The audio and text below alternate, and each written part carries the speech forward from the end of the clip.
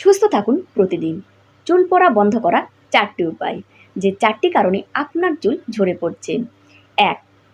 তোয়ালে দিয়ে ঘষে ঘষে চুল শুকানো। এটা না করে তোয়ালে দিয়ে আস্তে আস্তে পানি বের করবেন, অথবা তোয়ালে দিয়ে চুল পেঁচিয়ে নিলে পানি শুষে নেয়। ২. খুব শক্ত করে টাইট করে চুল বাঁধানো। সবসময় যদি চুল খুব টাইট করে, অর্থাৎ রবার বা খোপা দিয়ে চুল বাঁধা হয়, তাহলে চুল ঝরে পড়ার সম্ভাবনা বেশি থাকে।